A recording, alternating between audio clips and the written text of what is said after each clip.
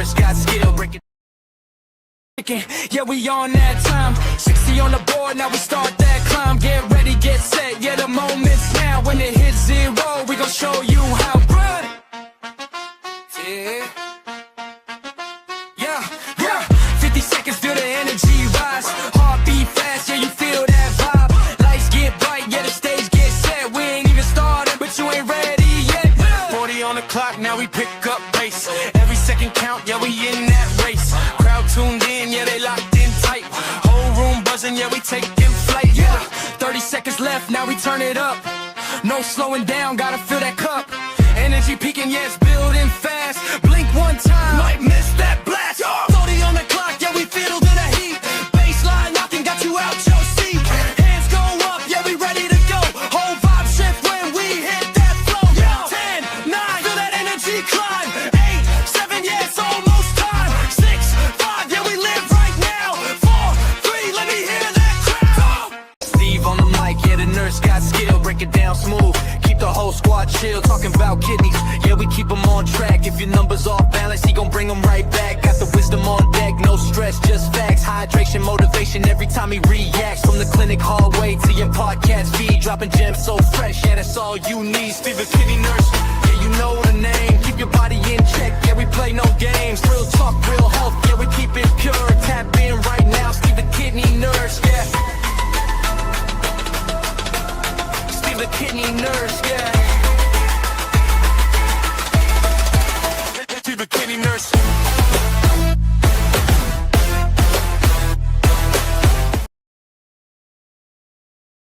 Welcome back, and I mean welcome back to Dialysis Life with Stevethekidneynurse. I am your host, Stevethekidneynurse, and today, on Sunday, May 31st, we have a special conversation. Our guest is Yolanda, someone many of you may know from TikTok, where she has been open about her journey with kidney disease.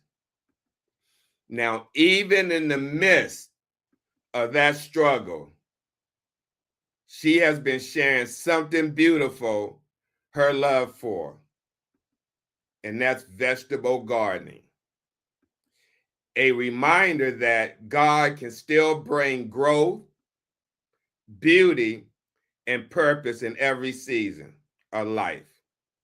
Today, we're going to talk about her story, her faith, her strength, and the grace that carried Yolanda through.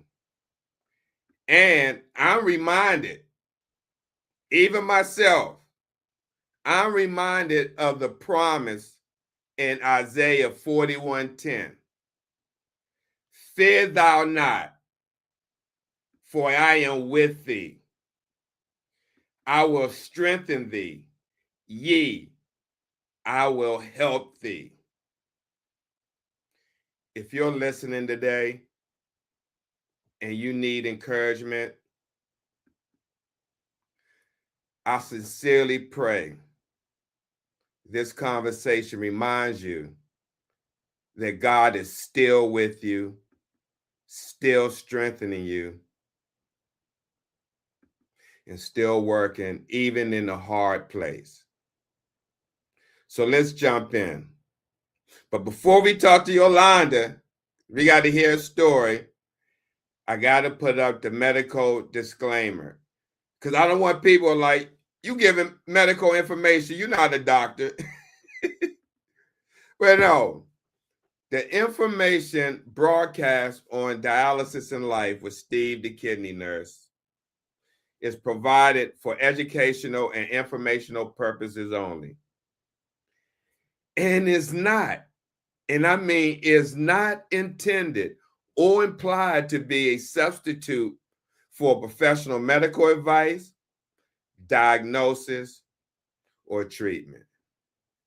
Now, with that out the way, let's welcome Yolanda to the show. And let me give her, like we give everyone else, the VIP intro.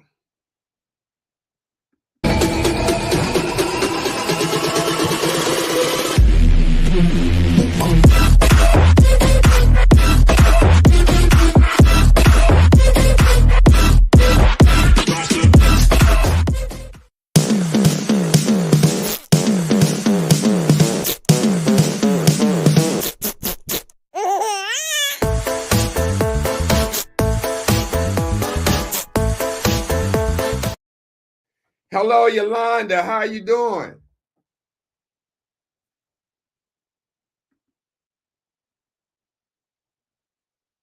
Can you hear me? I can hear you now. Oh, there you go. How you doing this evening? I'm great. I'm great. Lucky to be here. Well, again, as I mentioned before, thank you so much for coming on at a last minute notice. Seriously, I truly appreciate it. And as I say, I pray that your story can help someone watching today that's going through the exact same thing, you may be going through. So, Yolanda, let me begin my questions by asking you, can you start at the beginning? When did you first realize your body was telling you something was wrong? Probably about maybe 3.5 years ago. Well, let me see. It's 26 now. Back in 2021, I had a major car accident. And after that accident, my blood pressure stayed high all the time. And they told me it was just due to PTSD from the accident, but it was high all the time. For months, it was high. And then finally, I went to a nephrologist, and she told me that my kidney function at that time, this was in 22, that it was at 15%. So Mm, that's when I found out in 2022. That's when I really found out that my kidneys were slowly failing. So up at that point, you didn't know anything. Not about my kidneys. I knew that I had been a diabetic for over 30 years at that time. And they told me that, after having diabetes for so long, most people, they either lose a limb, end up being blind, or they have kidney failure. And so I knew that, but nobody had before had told me anything about my kidneys. Wow. Wow. So what were the signs that made you stop and pay attention other than your blood pressure? At that time, that was all. But within the next couple of years, it slowly increased. Like the symptoms got worse. I started swelling a lot. The first thing I noticed is that I had went on a trip to Miami, and we was walking, and then I couldn't fit my shoe no more. My feet Wow. were so big that my ankles were hanging over my shoe. And I thought it Wow. was just from, walking. We was walking a lot. And so I didn't think nothing of it. We came back, and I kept having that issue with the swelling in my legs. My cheeks, I already had big cheeks, but they were like pretty much touching my eyes. So I had a Mhm. lot of swelling in my cheeks and around my eyes. Oh, wow. Wow. Before I ask you the next question, let me just acknowledge Enlisted Kidney Foundations in the house. Thank you for coming. They're a great organization and resource if you're dealing with kidney disease, especially FSGS. I want to thank Sarah for coming in and Peach Tea. Thank you, P Teach. Thank you so much for joining the show.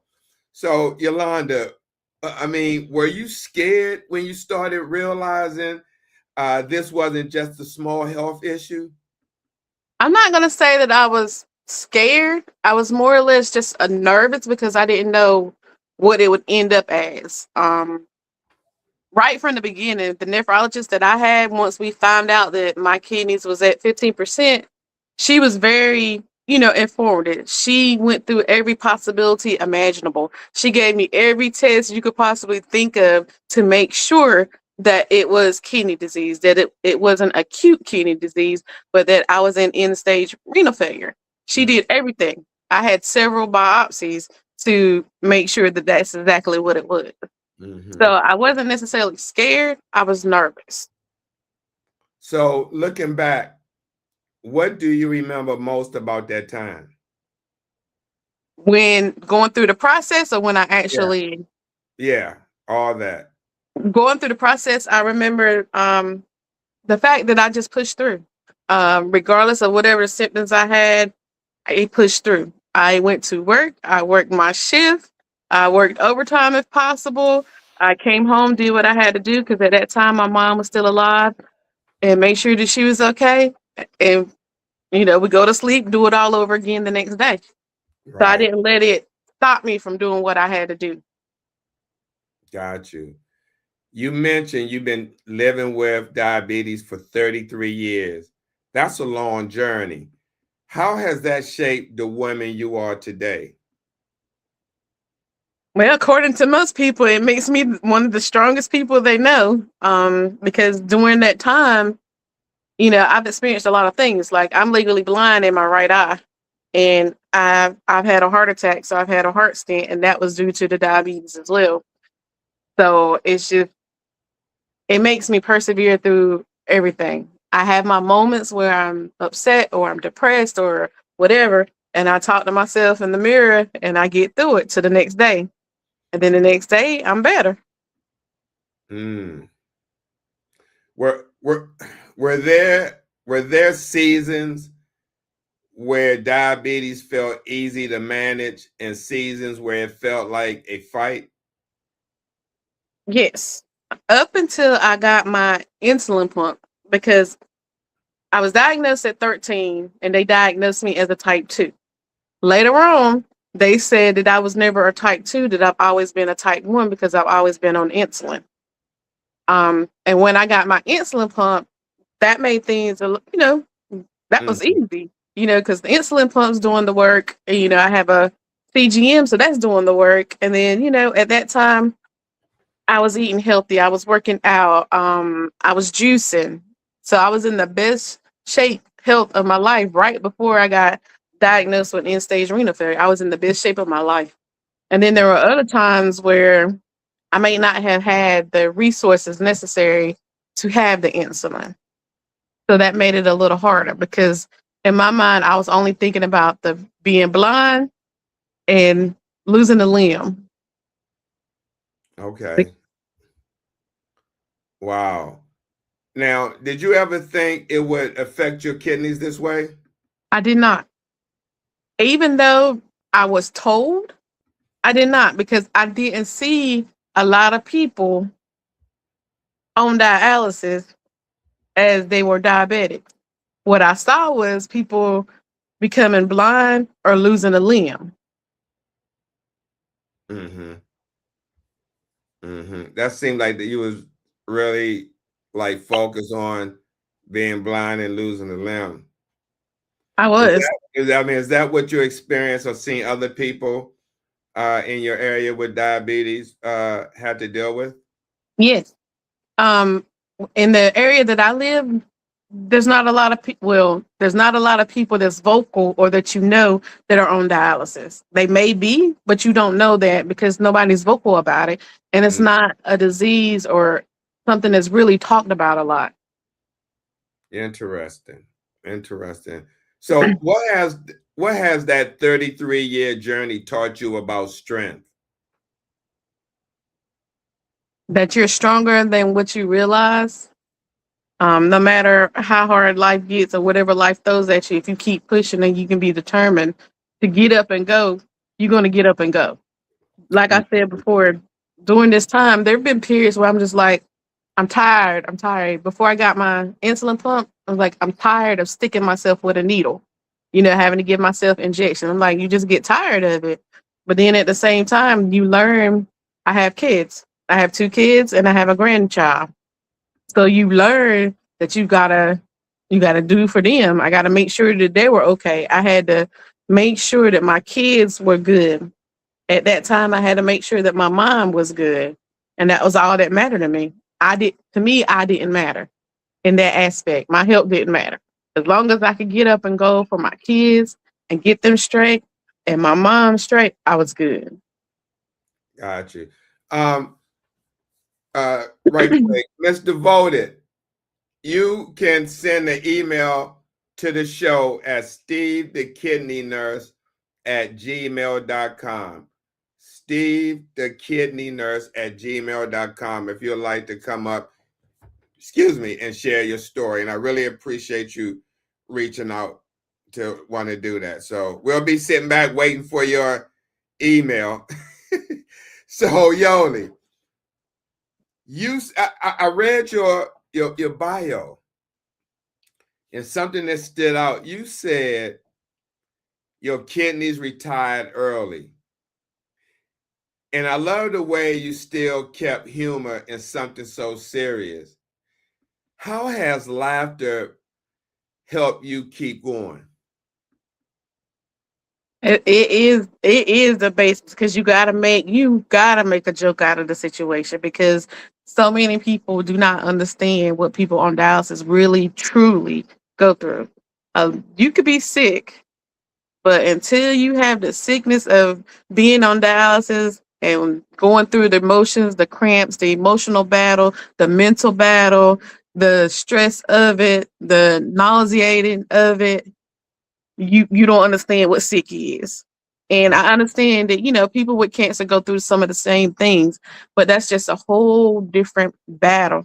And, I'm on PD dialysis. So, when I first got on it, I named my machine. His name is Dylan, and that was my boyfriend. I named my tube. Her name, she started out in the S. Her first name was Francine. Now her name is Floetry, which is a play on poetry, because, she has to flow.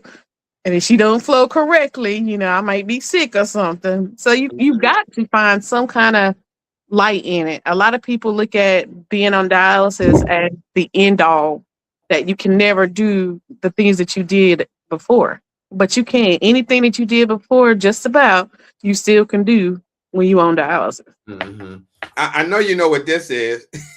Yep. I'm a PD nurse now. I train PD and HHD. I just transitioned to that role in December 2025. And so, and I love what I do. I worked on the floor for most of my 40 years in the career. And so now I'm able to work, with people such as yourself that decide to do home PD and just make sure that you still have a quality of life in spite of the situation. So I love this job. It's a 5-day a week job. I'm always on call, and I don't mind. I don't mind. So yeah, I just wanted to show you the transfer set. So Yoli, is humor part of how you survive the hard days? It is that, and my garden. Okay. Do you ever have to talk yourself into smiling through the pain? I do. When those drain pains hit, or when I happen to get an air bubble in the line, those pains, or the cramping that it's a cramp that people get Charlie horses. It ain't that type of cramp. It's a cramp that I feel like I don't know, it's in my bone or in my nerve. Those things hurt. And So I just, I'm sorry to interrupt you, but this is serious. Have your nurse talked to you about how to resolve that drain pain? Because what happened in that catheter is hitting the bottom of the membrane in the pubic area. And if you leave some fluid drained in, it will help keep that catheter afloat and not cause that drain pain. no, she has never mentioned that. And now, in fact, I don't have a nurse at the moment. Really? Truly. My last appointment, she told me that she was leaving because she was over too many clinics. So at the moment, I don't have a nurse. So somebody should be kind of covering that unit. I mean, in theory, somebody should be covering that unit, because that's the same thing that was going on. The program I took over, they just had a PRN nurse because they didn't have a full-time home nurse. So now I'm the full-time home nurse, and I'm doing a lot of cleanup, but it's okay. I'll talk to you outside of this, but hopefully they would get that resolved. I mean, I'm sure you're still able to order your supplies through Yeah. Vantive and all that. The issue comes in for me hearing this as a PD nurse is, one, how long has it been since you had a transfer set change? Oh, they change it every 6 months. Oh, okay. So that's still getting done. Yeah. So you got a nurse, but it's not a permanent nurse. It's one that's pretty much kind of like covering the unit. Yeah, my nurse just left at the last lab thing that I had. Last month in Yeah. April. Okay. April. Okay. Okay. And so just one question before we move on. Do you get like EPO shots or iron each month The that may Macera, be impacted? Yeah. I get Macera and I get an iron shot. I didn't get it this last time because they didn't have it. Right. Right. Yeah, they should have had it.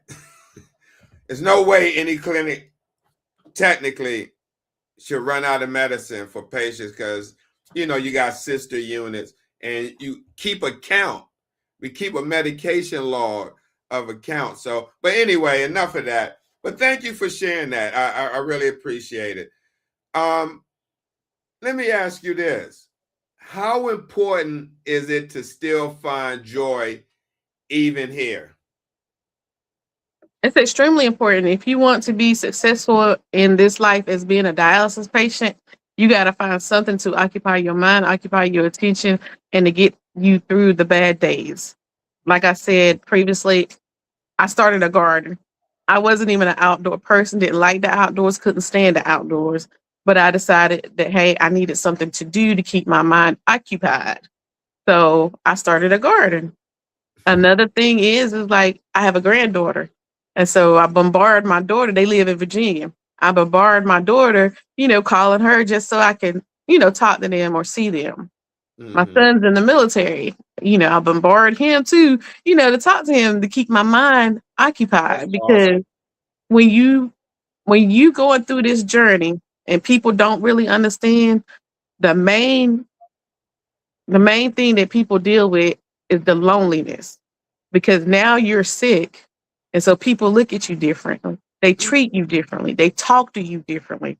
They don't understand that your body is going through a lot of different things at the same time. So they don't know how to take it. So they just back off. And people don't get that. They don't realize that this makes it even harder for us that are going through this. Mm-hmm. Interesting. Let me give a shout out to Dominique Costello, not Danielle, but Dominique.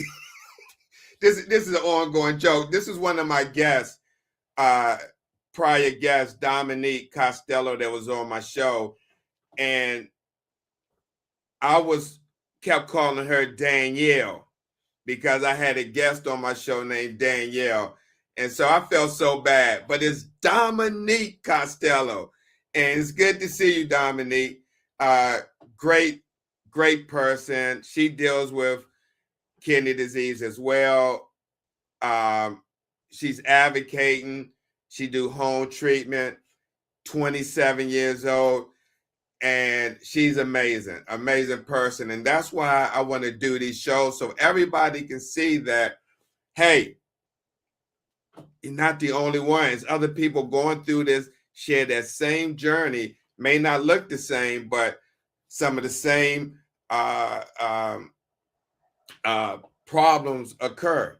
So, Yoli, what was the emotional moment when dialysis became real for you?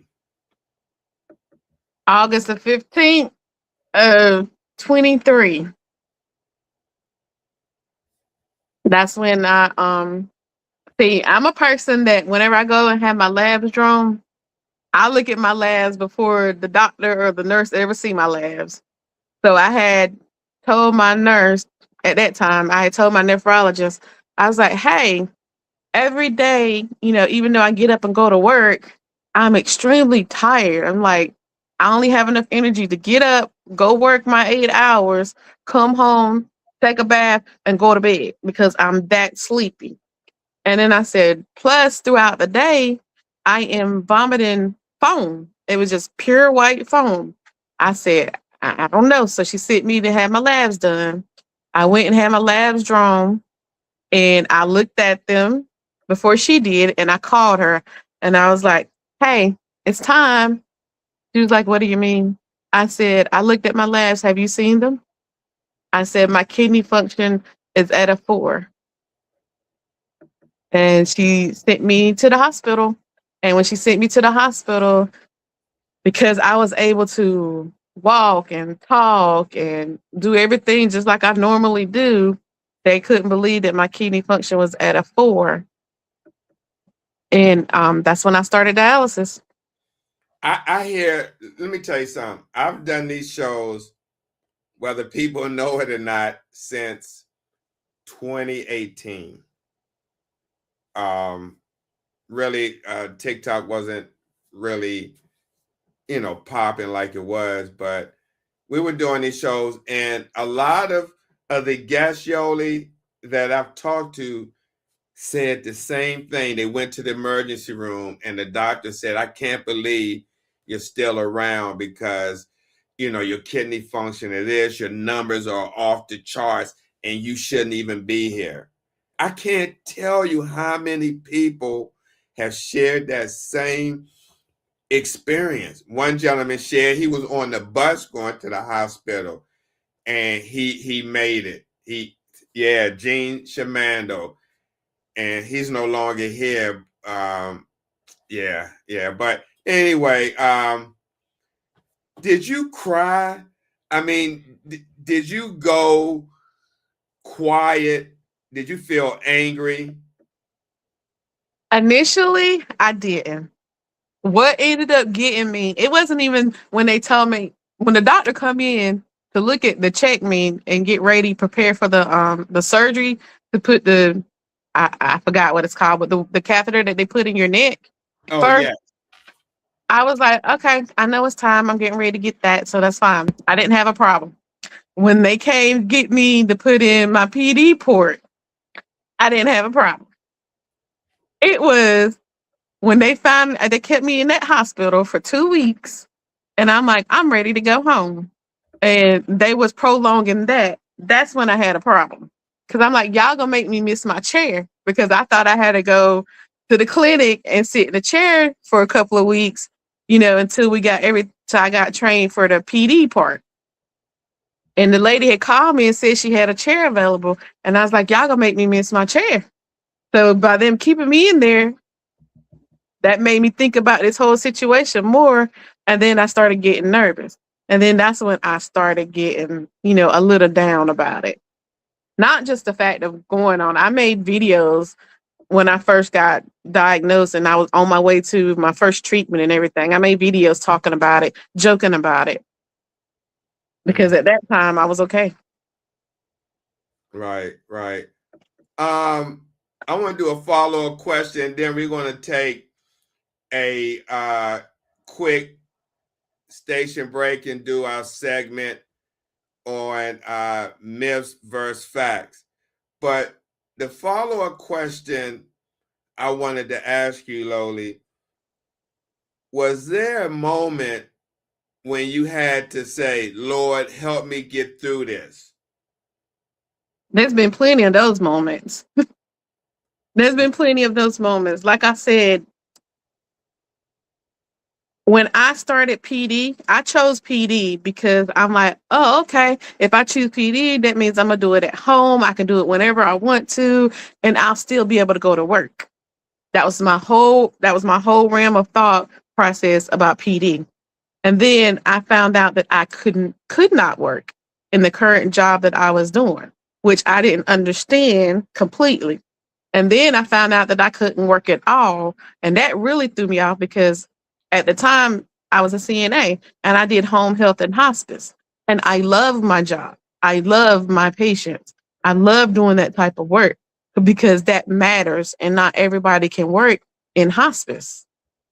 By me working at a hospital, I'm like, okay, there is 1,000,001 jobs at a hospital. People, sure, there's something that I can do. But then the state decided that I was not able to work. So that's a big difference. So I had, he's been a big factor in my life since I've been on dialysis, because that's what's keeping me going, because I don't have nothing else. No, I definitely hear you. So we have a question from Heather. She's from TikTok. And thank you, Heather, for coming by. She asked, can we see your PD machine setup? I mean, are you near your machine? If not, that's okay. But how do I? You can just like move the camera near the machine. Okay. Like how it's facing you.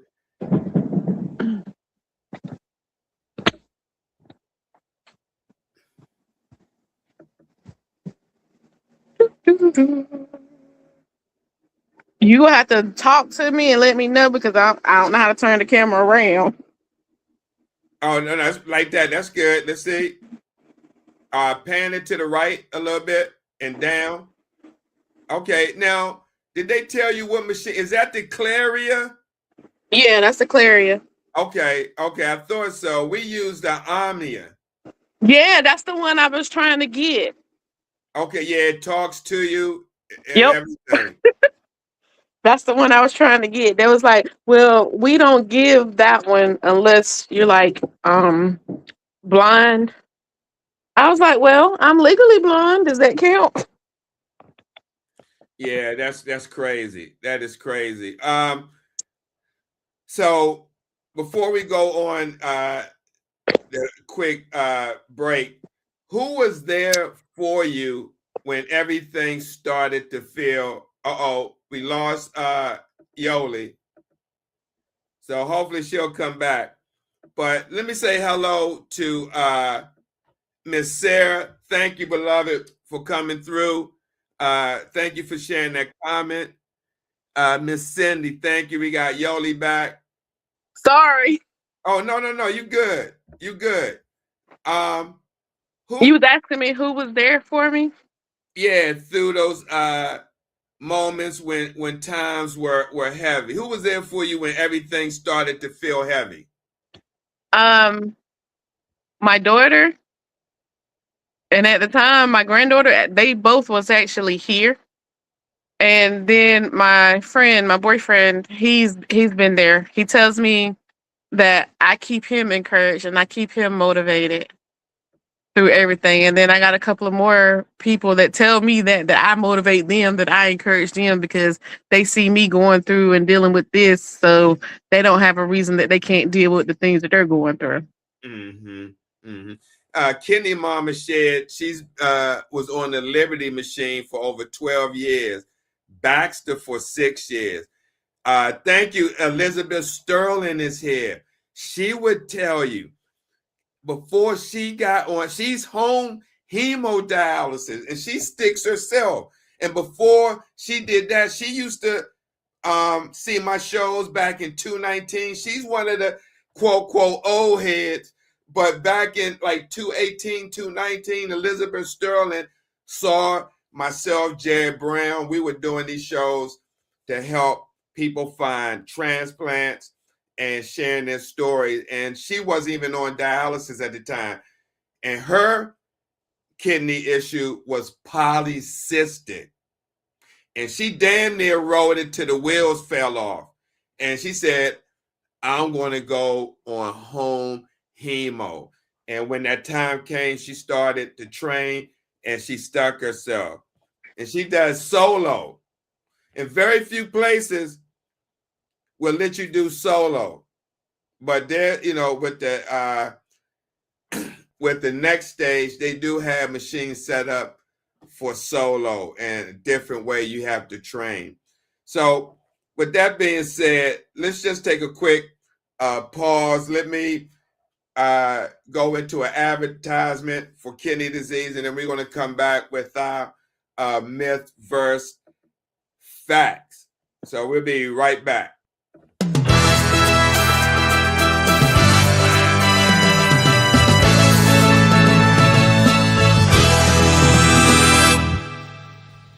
Hello, I'm Darren. We have breaking news.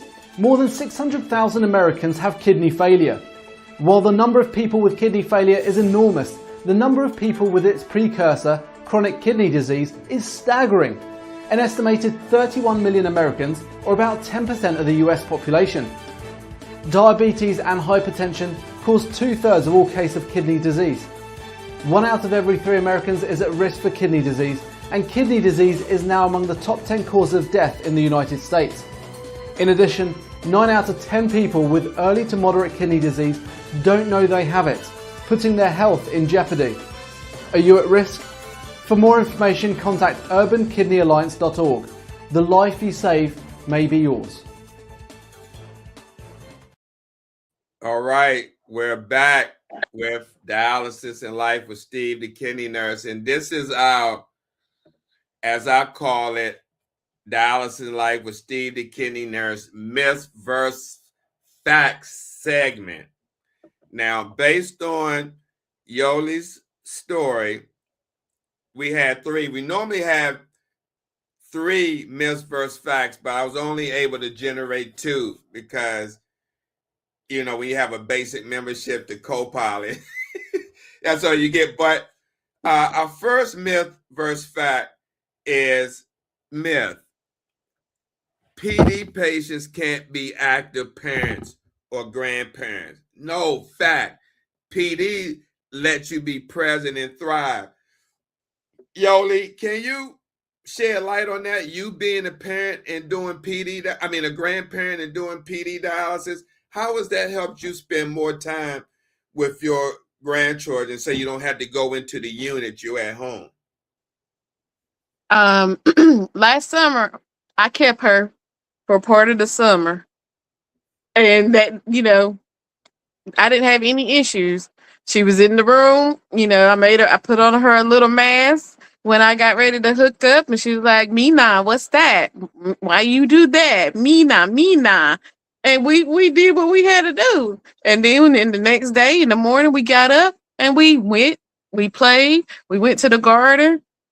It didn't stop from nothing. To me, the only thing that PD stops you from doing is if you want to go to the pool or you want to get in the water at a lake or the beach. That's it. Mm-hmm. It hasn't stopped me from doing anything else. I've been on the plane. I've traveled. It don't stop. You can if you allow yourself to become complacent and you don't move, yes, you're going to get tired. But if you keep yourself busy and you move and you exercise, you got to push yourself. You might not feel like it, but you got to push yourself to do stuff so your body does not shut down. Otherwise, PD is great. I agree. So here's our second myth versus fact. Dialysis means you can't live independently. Fact. Dialysis empowers freedom and self-care. Can you elaborate on that, Yoli? Well, let's just start with the big one here. I live alone for the most part, unless my kids come home to visit or my grandbaby's here to visit, I live alone. So dialysis, PD dialysis don't stop nothing here. Mm-hmm. It just, it makes you become more aware of everything. Like, I'm not going to say that I don't pay attention to things like when I go out, in public places and people that have colds or anything. I'm like, hey, are you sick? I got to be careful. Or somebody has an animal, a pet. I'm like, hey, we got to be careful. I ain't trying to get peritonitis or anything, nothing in my tube. Other than that, I'm good. Right. My friend up north, MD Naj, she says, love her energy and responses. And she's on dialysis as well. So this is why I say shows like this, in my opinion, in spite of the situation, can be really be beneficial and therapeutic at the same time. So let's move on with our question. Peritoneal dialysis every night for 9 hours is a serious commitment. What does that routine look like for you emotionally and physically? Physically, sometimes it can be exhausting. I ain't gonna lie to nobody, and I tell my doctor, and I've told my nurse, I was like, hey, if I don't feel like it that night, I won't do it. I'm like, and I tell them this, and I'm like, I'm not saying that I miss multiple treatments a week. I'm just saying occasionally I will miss a treatment. And they was like, okay, so why? I like, sometimes I just didn't feel like doing it. Or if I cramp an extreme amount, I feel like I'm pulling off too much fluid. And being on PD, I can't adjust that. I can't adjust how much fluid is pulling off. Mhm. And when I say I feel like I pull off too much, I can feel in my legs, around my ankle, I can feel every tendon and every bone. Yeah, they can adjust the setting, but they set it so patients can't mess with the machine. Nah, Uh-oh, I ain't gonna let me stop because you probably know something. I don't want to hear it. And no, don't say. Look, I hear no evil, speak no evil, see no evil. I keep it to myself. Yeah. but no, but yeah, but technically that's the case. But some people find ways around it, right? But Yeah. hey, I mean, all I say is just be careful. I do. And that's And for anyone who's watching this that may have access to their settings. let me put this out here, Steve, just for clarification, y'all. Yolanda is a person that just, she's upfront with what she does. And I will tell my doctor and I will tell my nurse anything that I do. But I am very mindful of what I do and how I do it. Like there are some times where I might not actually use my machine and I may do 4 manual exchanges. Got you. Mm-hmm. Yeah, I'm sure they don't mind that as long as you do the treatment. And do you still have urine output? Residual Yes, kidney function? yes. Great. So what do long nights feel like? What do you mean long night? When you doing 9 hours of PD overnight? Unless I have drain pain or that where I got an air bubble in the line and my shoulder hurt, I don't feel it. So I hook up whenever I get ready to go to bed. Like around, sometimes it's 9:30, sometimes it's 10 or 11. I will go ahead, turn my machine on, put my bags up there, set everything up. And then when I know that I'm about to fall asleep, I'll go ahead and hook up and I get in the bed and then I go to sleep. And then I don't wake up until the next day and it's time to get off. Mm-hmm. And so half the time I don't notice that that I'm on it unless I have the drain pain or something. That's interesting that you talked about the pain in the shoulder because I've learned that in my class that I went to in March about that air bubble, and most patients they feel it in the. It was a test question, and you're the first person I heard that mentioned that dealt with that pain in the shoulder from the air. Wow. Now, how do you keep yourself encouraged through that routine? My 3-year-old grandbaby.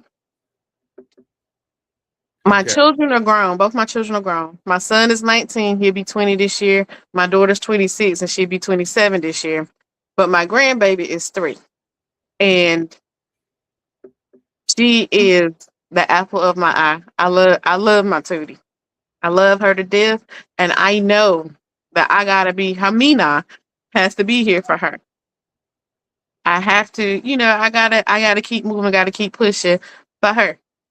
because I Mhm. got to show her, and I got to also show my kids that no matter what life throws at you, you got to find a way to keep going. I Mhm. kid you not. When my mom passed, I did not know if I was going to be here the next month because my mom was everything to me. My grandbaby was here, but they lived in Virginia. But my mom was everything to me. Everything I did was surrounded and so that I could benefit my mom, so that I could be there for my mom. If she got sick and was in the hospital, I was there. I told my job with a quickness, I don't care what you do. You can fire me. I don't care. That's my mom.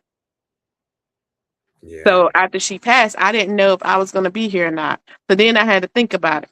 At that time, my son was still home. He hadn't graduated high school yet, so he hadn't went to the military.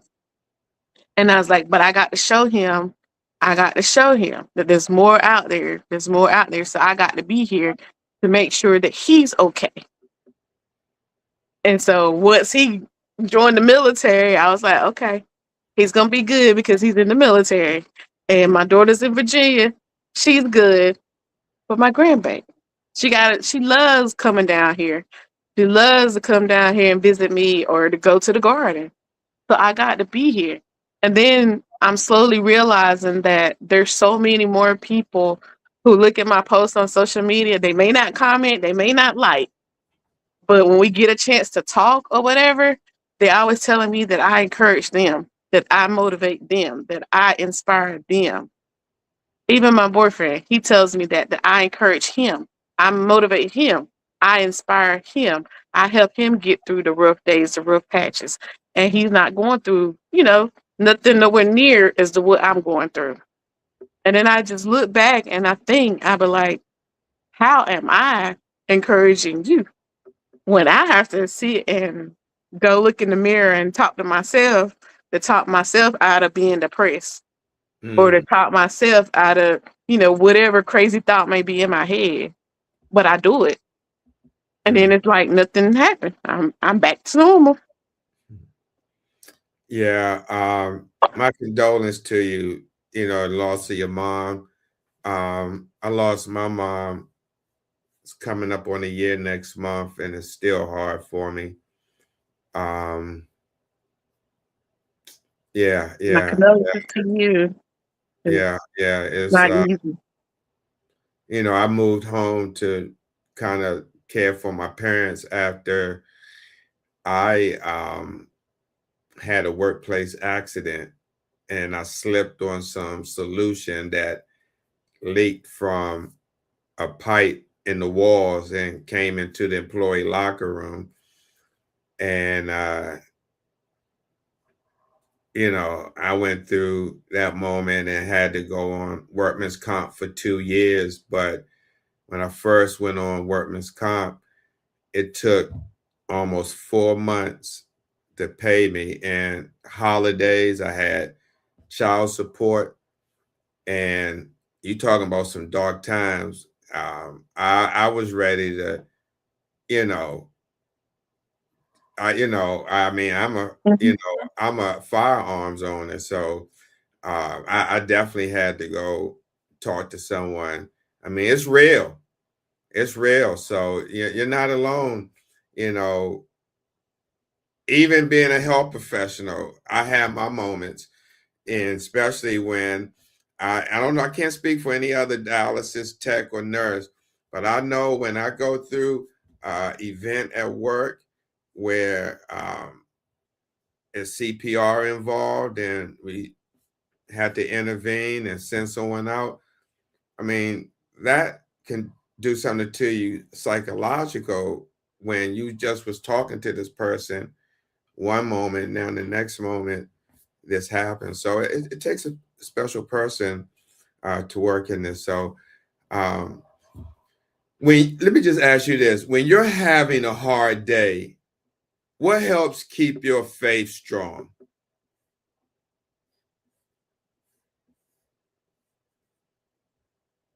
Generally, if my day is super hard, I'll put on William Murphy, gospel artist William Murphy.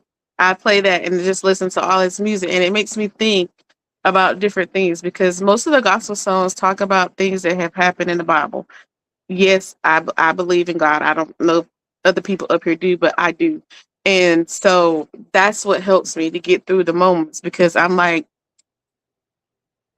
I have to play the devil's advocate with myself because sometimes I'm like, why do I have to go through this? And why do I get to go through this and come out on top? Whereas other people are dealing with the same thing, but they don't have the mentality that I do and they cannot see the bright side of it. They only see the negative side of it. So that helps me to think and it helps me to decompress and recompose myself to be me again. Mm-hmm. Interesting. I want to read some of the comments. Amanda Allen says, I am 28 years old. I have a kidney transplant in 2015. It's rejected now. I am back on dialysis. Keep fighting, Amanda. Miss Devoted, she's asking you, how do you stay still while sleeping and doing dialysis at night? I wanted to start PD so bad, but I am a mover in my sleep, so I am so afraid. That's a good question. This is where education comes in. It is because I don't stay still. I move around. I toss and turn. The only thing that I dislike is that I cannot sleep on my stomach because that's where I've always slept. So now I have to sleep on my side, and I get in during my sleep. I know I flip flop from side to side, and that's it. I just make sure that whenever I'm on my left side, I make sure that I pull enough of the tube over me so that when I do turn, it's not pulling or it's not tight. Mm-hmm. Mm-hmm. And then Miss Devoted follow up with a comment. She said, I guess she was meaning to say, I understand exactly where you come from. I lost my mom as well. MD Nas says, as you only get one, I'm sure she's referring to one mom. Mm-hmm. And Miss Devoted says, this is extremely hard to watch. I've had to watch in the clinic as well, and it triggers my trauma because I also had to watch them do CPR on my mom. I'm so sorry to hear that, Miss Devoted. And so definitely this broadcast is not intended, and I hope it doesn't trigger anyone that may still be dealing with some challenges regarding to this disease. So, Yoli, are there scriptures, prayers, or songs that carry you? Psalms 91. Okay. Is that the one that going through the valley of the shadow of death? No, that's the 23rd Psalm. Okay. Don't ask me to quote it or read it, but Psalms 91. I know, but no, 91 Psalm. I mean, we can easily look that up on Google, but okay. Now, have there been moments where you felt God holding you together? That happens quite often. Happens more than you think. And I can honestly say, yes, a lot of them. I mean, like I said, when you going through this battle alone, that's when you have nothing but time to think. Especially if you live alone, you have nothing but time to think. And so you think about the what ifs. Okay? I think you said it was Miss Devoted that asked about how do I sleep with on Right. PD. So, that gives me time to think. I'm like, what if in my sleep I do wrap myself up in the tube and accidentally pull it out or, accidentally get it wrapped around my neck or, something like that. Right. It gives you time to think what will happen. If that happens, like, what am I going to do? In that moment, what am I going to do? One night there was a storm and the power went out. And I'm like, oh my God, what am I supposed to do? It was in the middle of a drain. I'm like, what am I supposed to do? You know, you think about those things. 'Cause Right. there's Right. nobody for you to call, and I can only reach so far when I'm hooked up. So that just, you know, gives you nothing. You have to think about everything. So you have to have some type of faith. You have to have some type of belief in on this journey. You have to be able to encourage and motivate yourself. You got to find it from somewhere. It doesn't matter what it is. You could pick up a hobby. You could pick up, you know, reading a book, reading books, series, writing, journaling. I tell people all the time to journal. I used to Mm. have a friend, she has polycystic kidney disease. And she was so worried about starting dialysis and always asking me questions about how did I know to choose PD. And I was like, well, that worked for me, but that won't might not necessarily work for you because Mhm. you got to look at what's going to be best for you. Can you handle PD? Can you handle doing it every night? You have a dog that stays in the house. Can you keep everything sanitized and clean? That's a big thing for people.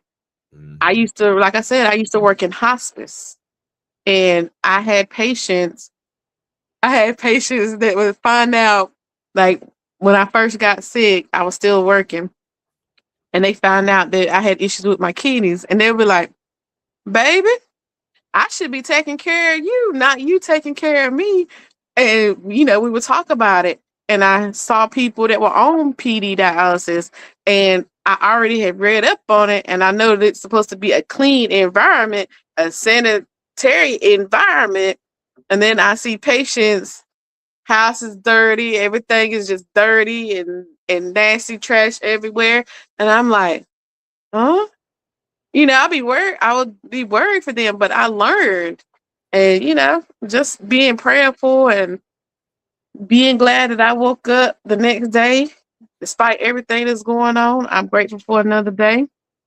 Now that I have my garden, I'm grateful for being able to go to my garden and say, I'm gonna get this out the garden and I'm gonna cook this. Like I was grateful today. I'm a new gardener, but I went out there and I have carrots and I have radishes. And I wanted to see what they look like, knowing that they're not ready. So I plucked them, and I have a baby carrot and a baby radish. But that's something that I grew. I did that, and gives me joy. That gives me comfort because I can go out there and sit in the garden, and I can just be one with my garden, the trees that are around my garden, and anything else that's in nature. Believe Oh, it or not, nature is powerful. yes, yes. Latasha says, yes, the garden is a healing place. And then PT says, thank you for sharing your story. You really are helpful to those of us on this journey. Um, and with that being said, what does trusting God look like for you in real life?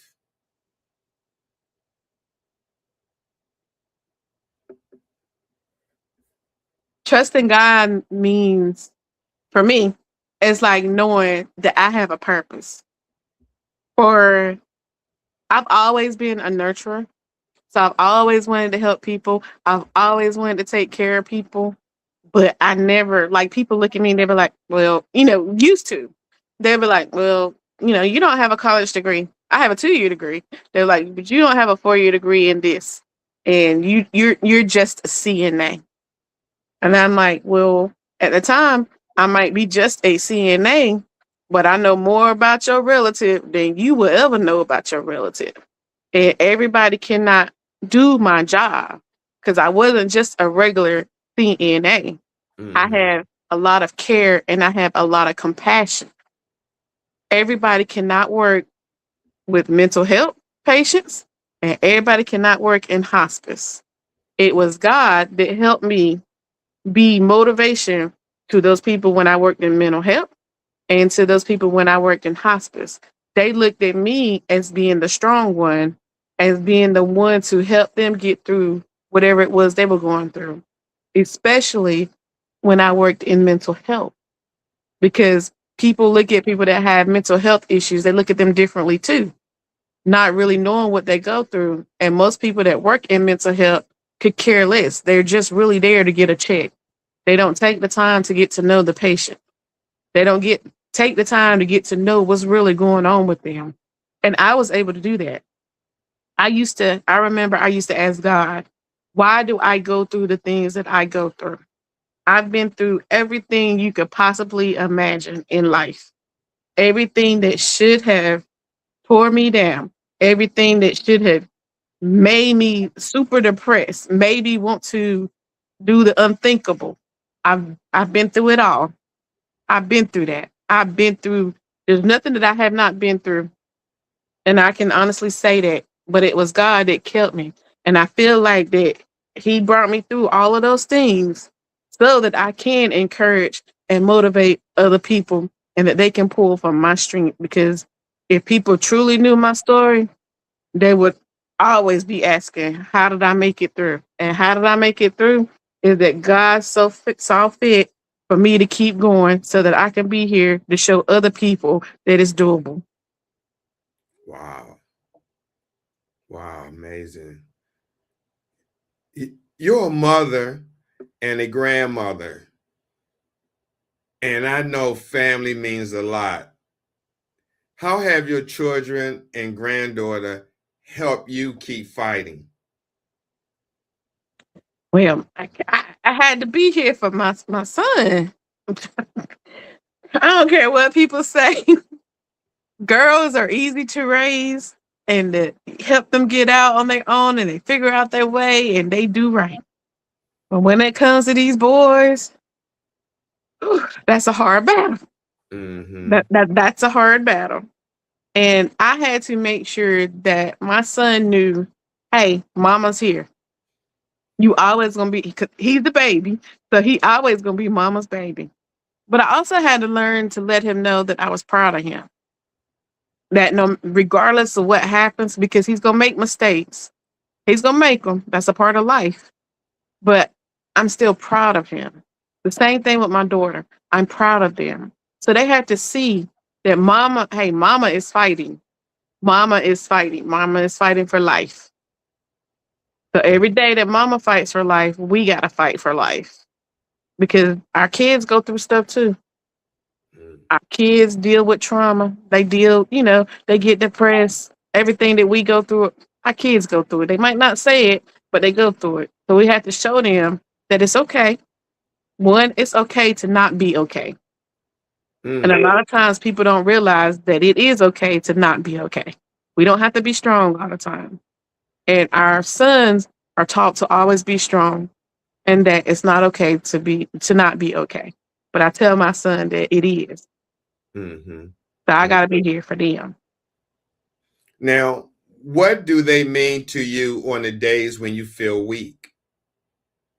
I draw my strength because, like I said, my son's in the Marines. And sometimes that can be hard on him. Just when he was in boot camp, it was extremely hard for him. Extremely. Mm-hmm. And so I have to show him. And he pulls strength from me. He's like, if my mom can deal with everything that she's been through, and when she was raising us, she did it by herself, and she made sure that we went without anything, then I know that I can do it. The same thing with my daughter. She tells me a lot. She was like, Ma, you did an amazing job. We might not tell you all the time, but we never went without. And you made sure that we made it to where we are now.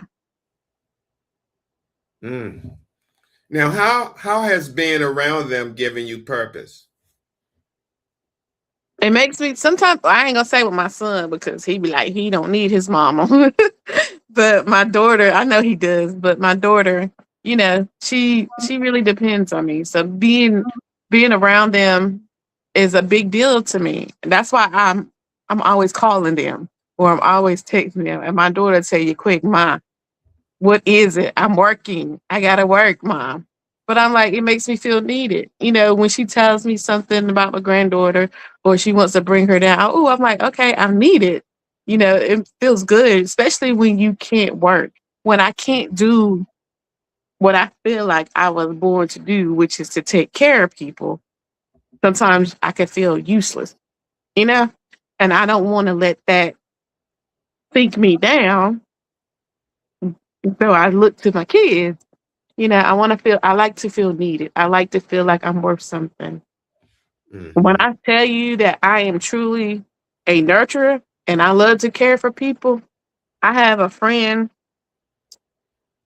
She gets sick. I mean, she's older. She's in her 70s, but she gets sick. I'm right there. And I had to tell her one time, I was like, you don't understand that when you're sick, I feel it and I'm there to take care of you. But when you don't let me know that you're better, it makes me worry. And I don't like that feeling. And I do that with everybody that I get to know or that I'm close to. I do Mm-hmm. that. You Wow. remember Renita? Yeah. She was my dialysis friend. Never met her in person, but we talked all the time. So I was always there, on the phone with her or texting her, or we talked on the phone. We talked on TikTok. We talked, so I was always there. Every time that she went in the hospital, she would call me or she would text me to let me know she was in the hospital, and we talked because that's what type of person I am. If I ever tell you that I'm there for you, then that's what I mean. Yeah, I remember you shared her funeral arrangements. Yeah, yeah, yeah. Now, what does it do to your heart to hear grandma? I hear Mina. She calls me Mina. She don't say Okay. grandma. So So, it just makes me melt and it makes me feel special because honestly, when I was younger, I never thought that I would probably be here at this age, just based on my life and everything that I've gone through. So when she told me that, she was pregnant, I was so excited. And then, now that she's here and she's a little diva, she's a little princess, I love it. It makes me feel great. and you just mentioned that your granddaughter name is Mina, right? No, she calls me Mina, Oh, she calls you Mina. and her Well, name is Arabella. okay. Well, your granddaughter is a big part of your life. Can you talk a little about her a little more? Well, my baby is 3. She's 3 going on 13. And when she came here, she's very sweet. Like just like my son was when he was little, meaning that if she see you upset or she feel like you were upset, she will come and she be like, "Hey, it's okay. It's okay. You okay? It's gonna be okay." She like, "Me not, it's gonna be okay." When she saw me hook up the first time, and I explained it to her what we were doing. I don't know if she remember it or not, but I explained it to her and I let her know what she could touch and what she couldn't touch. And she was like, "Okay, Mina." She's like, "Mina, it's okay. I pray for you, Mina." Mhm. She's just she's so sweet. She's so smart and Right. sweet. So, what is it about her that brings you so much joy? Just her being here. Just Hmm. her being here because she's so caring. She's just and because she's a toddler, they pick up everything. Like they learn everything, they repeat everything, they try to do everything that they see you doing, and she wants to do it, and she wants to be. She'll tell her mom. She's like last night I called them, and she told her mom I bought her a little play makeup kit for her birthday, and she told her mom. She said, "I do my makeup by myself," and that is just the cutest little thing. And, it just brings you joy because at that age, they're so innocent and they don't really know what pain is. They don't know what really loneliness is or depression is. And you just want to keep them in that era. You want Hmm. to protect them. Do you feel like she gives you extra strength to keep going? Of course. That's my baby there. I gotta be here to at least, until she married. They got a child of her own. Right. So, with that being said, what memories are you holding on to most right now? Of her or just in general? Of her. What memories are you holding on the most? The first time that she called me Mina and that she told me that I love you, Mina. Mm-hmm. Mm-hmm. So, what has been the hardest part of this journey that people may not see on the outside? The hardest part is the loneliness. And because I am able to, in my house, I can be alone and, if I need to cry, I cry. If I need to scream, I scream. If I need to ask why me, I do all that because it's just me in the house. Nobody sees it, nobody hears it. When I step outside that door, I'm a different person because nobody will be able to tell you that I'm sick. Nobody will be able to tell you unless they really know me that I'm on dialysis. So it's the loneliness when I'm in the house because that give you a chance to really feel, hey, this is real. This is I got a tube coming out my stomach. Mm-hmm. The biggest thing, and we don't do it as much now because none of us really communicate. But the other crew, the dialysis crew that we had in the beginning, we used to talk about, you know, how you gonna be in a relationship or how you gonna tell somebody that you're on dialysis, especially when you're on PD, because that's not something that you're gonna see right away. You may see the bulge in the arm if you're on hemo, but you won't see necessarily see a PD catheter. Mm-hmm. Um, and so that was the biggest thing back then. That was the biggest thing for me. And I was like, well, why is it a big deal? I mean, this is what's saving your life. So, if they care about you, then they're going to accept everything, right? But some people can't accept that. They don't understand. And you have to get up the courage and the nerve to be like, hey, oh, by the way, I'm on dialysis and I do PD dialysis. So I have a tube coming out my stomach. And I use my experience with my significant other because that was one thing. But when I told them, it was like, okay, and how does that work? What do you do? What do I need to do? What do I need to know? How can I help you? How can I help you get through that moment? Does it stop you from doing anything? I was like, it stops me from getting in the jacuzzi, a pool, a lake, Right. stuff like that. I was Now, like, go ahead. I'm sorry. oh, that's it. Now, are there moments when you smile but feel like crying inside? Of course. Of course. I have a whole tube coming out of my stomach. A whole tube, right? That's gonna pretty much probably be in there for who knows when. You know. And it's not like that people are racing to give other people kidneys. They're not trying to beat down the front door to give people a kidney. And it makes me think because honestly, and this is, I would never understand why there are so many people in this world that desire to be on disability, especially those that have never really worked. I've worked my entire life. I worked since I was 14 years old. And disability is not enough to sustain a good life. Mhm. So there are days when I start thinking about that. I was like, oh, wow, what am I going to do? How am I going to get through this? You know, but I still put on a smile and keep going because people talk about that they love my smile and they like to see me smile, you know. So that's Right. what you gotta do. What do you wish people understood better about dialysis life?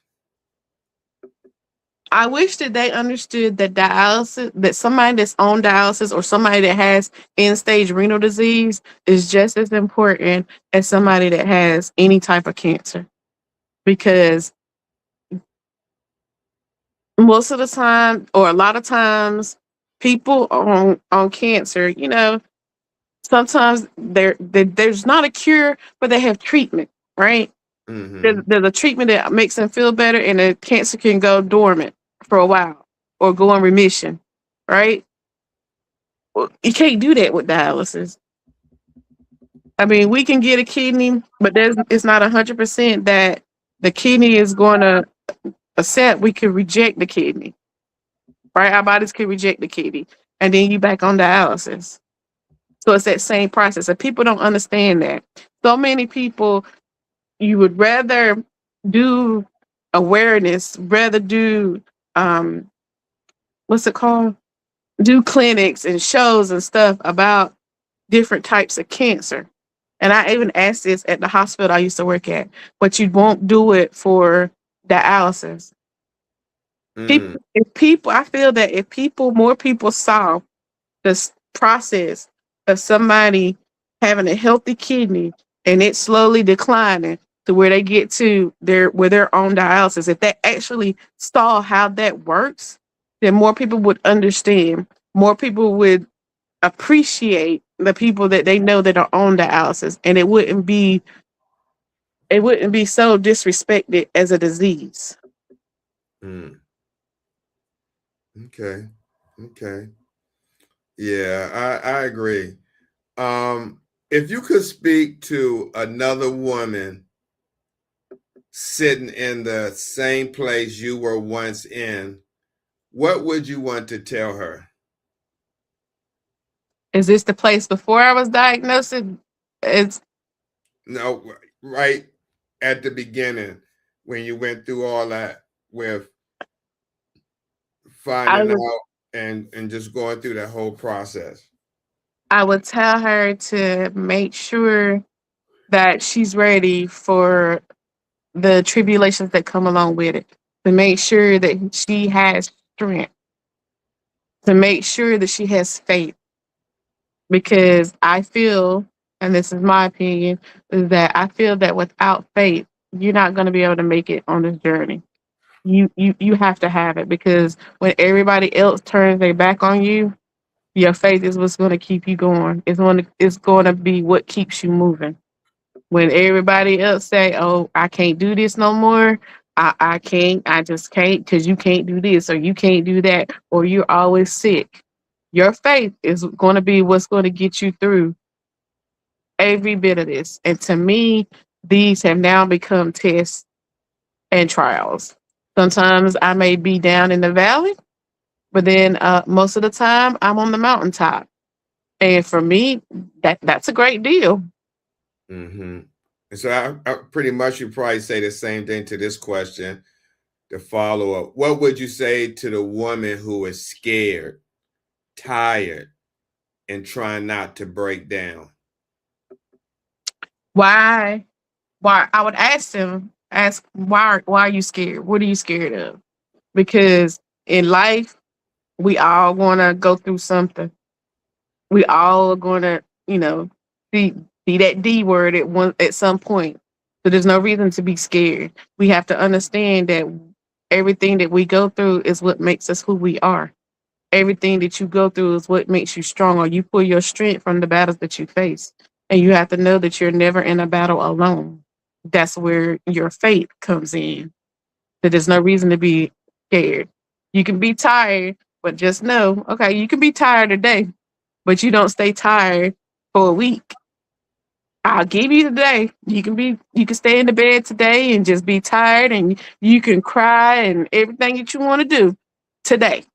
But tomorrow you're going to get up, and tomorrow you're going to press on. You're going to keep pushing, because what choice do you have? Why would you want to give up? You never know what's going to happen tomorrow. So I am a firm believer, right? So I'm a true believer. So I'll tell people quick, I don't know what's going to happen tomorrow. For all I know, tomorrow God could snap his fingers and my kidneys start working. For all I know, a doctor could come up with the fake kidney and it actually works. You know what I'm saying? I don't know what's going to happen. But if I give up today, how will I make it to tomorrow to know what's going to happen? Right. Wow.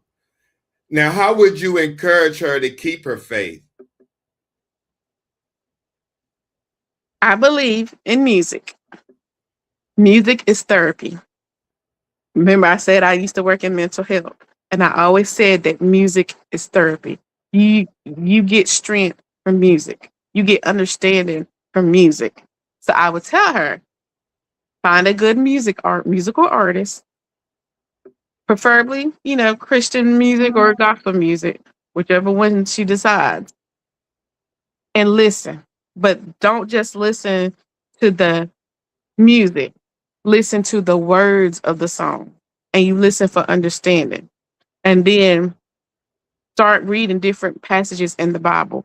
I kid you not, I cannot read the Bible. It puts me to sleep.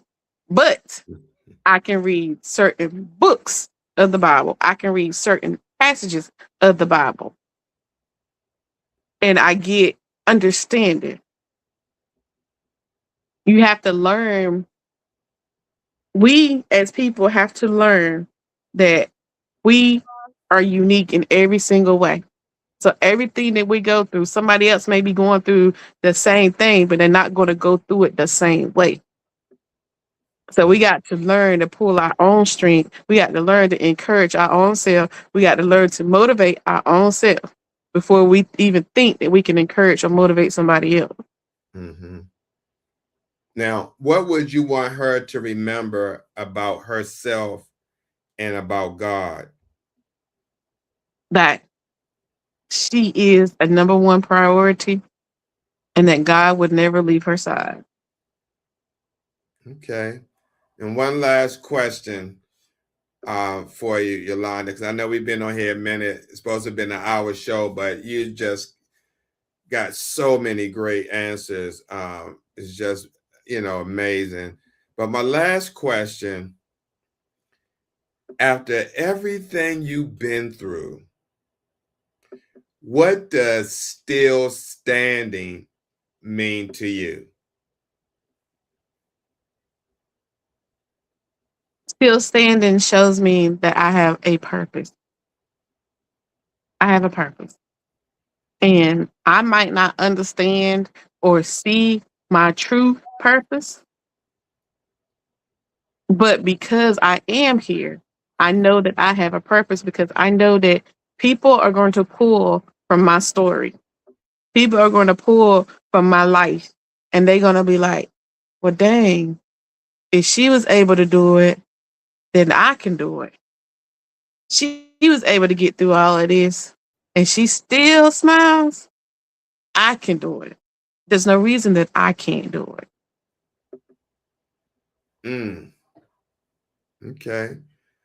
Yolanda, as I said before, thank you so much sharing your heart with us today. Your story is honest, powerful, and full of grace. And I know somebody needed to hear every part of it tonight.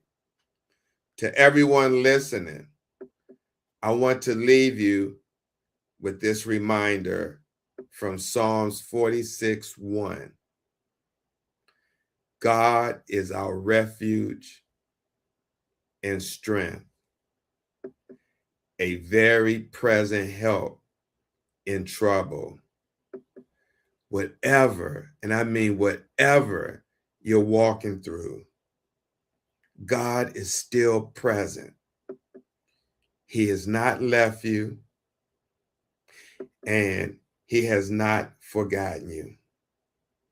I want to thank you for joining us today on Dialysis Life with Steve the Kidney Nurse. I'm Steve the Kidney Nurse, and until next time, keep the faith, keep standing, and keep trusting God through every season. Again, Yolanda, any last minute shout outs you want to give before I officially close the show? No, but thank you for having me, and I hope someone was able to pull some type of strength or motivation from anything that I may have said. Oh, absolutely. And thank you for coming on. And I definitely will be supporting you through your journey. Oh, and before I leave, I know you definitely been putting up a GoFundMe. Do you have, where's the link people can, if they want to donate to your GoFundMe, where can they go? It's in my bio. The link for it is in my bio. Okay, wait a minute. Let me put your TikTok handle. Oh, it's on TikTok. Yes, Pretty Smiles. Is that PRETI? SMILZ. So PRETISMILZ. Yes. All right, let me put that up on. And before Jesus, before you go, I Sure. gotta show y'all something from my garden. Oh, absolutely, absolutely. Let's see what you got. My zucchini. Oh man, okay. I love zucchini. And because I was curious, they not ready though. But because I was curious to see what they were looking like, I got a baby carrot. This is a true baby carrot. Those baby carrots you buy at the store are not true baby carrot. This is what a true baby carrot looks like. And then I got a baby radish. Oh wow. How long did it take for that to grow? About 2 weeks. Oh, okay. I'm gonna have to hit you up because I'm in the city. I don't have all that land like you guys. So You don't have to use have my land. backyard. All you need is some pots and some soil. Oh, that's all pots and That's soil. it. I can grow it in the house. You can. Okay. I'm definitely going to reach out to you because hey, it's nothing like homegrown. I had somebody. I went to work at a dialysis place in Virginia, and one of the patients brought in a homegrown pepper. And man, that was so good. That was so good. They are so much better. Yeah, absolutely. Better than the store bought because you don't know what process they be going through before they actually get there to the market. So, but again, thank you, Yoli, for coming on. And I'll definitely be reaching out to you. All right. All right. Thank you. All right. Take care. All right. You too. Bye-bye. All right. And as I said to everyone, thank you for watching tonight's episode of Dialysis in Life with Steve, the kidney nurse. As I mentioned, keep the faith, keep standing, and keep trusting in God through every season. I am your host, Steve, the kidney nurse, and we will see you next week. Peace. Steve on the mic, yeah, the nurse got skill, break it down smooth, keep the whole squad chill, talking about kidneys, yeah, we keep them on track, if your numbers off balance, he gon' bring them right back, got the wisdom on deck, no stress, just facts, hydration, motivation, every time he reacts, from the clinic hallway to your podcast feed, dropping gems so fresh, yeah, that's all you need, Stevethekidneynurse.